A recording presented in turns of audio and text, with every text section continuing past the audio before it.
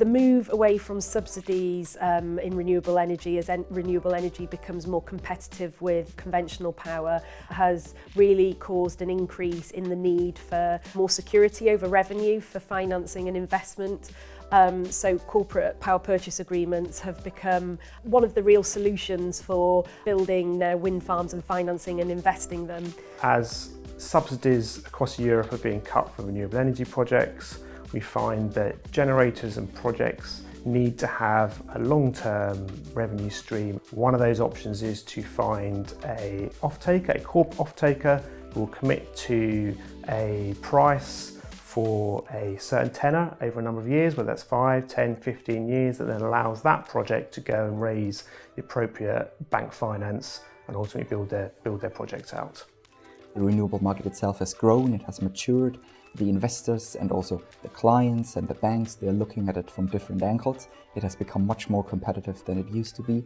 DLA Pipe has been involved in corporate PPAs right from the outset. We've developed a core global team that service clients in relation to corporate PPAs, ensuring that wherever the corporate PPA is transacted, any lessons learned and different risk profiles from different regions, those lessons learned are brought to bear in the new country that's looking at that corporate PPA.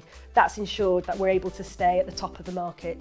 Each month almost a new country seems to sort of open up to corporate PPAs. Just to give an example, in the last few weeks we've got Germany's now opened up, Taiwan, Singapore, Spain a few months ago. So it's almost like which country's next, but also which sector's next. It's interesting in terms of corporates, which it's originally like sustainability-minded corporates, but now it's some of the more energy intensives, even public sector, getting in there. And we've been tracking for quite a long time the sort of convergence of infrastructure and renewable energy. As the energy transition gathers pace, it'll be really interesting to see how the major players evolve. I think now you see the private sector stepping up because the cost competitiveness is there in many facets, in many nuances. And that private element is probably the biggest trend, and also the biggest force pulling on all elements of those projects in terms of how you finance them, how you have to de-risk them, and how you have to see the length of the projects. And I guess that development is also open for new risks, because no longer you can just look at a subsidy element providing a rather stable cash flow. It gives a risk component which is new to those kind of projects, to the sector. We're seeing structures where people want to actually receive the physical electricity. It's what we call a physical PPA, and that comes in various different forms depending on the region you're in. More popular in Southern Europe, we're seeing what we call a virtual structure or financial PPA, where there is a CFD structure in place whereby the generator sells electricity to the wholesale market, and the customer will buy electricity from the retail market, but there is a financial CFD agreement between those two parties that offsets any difference in price.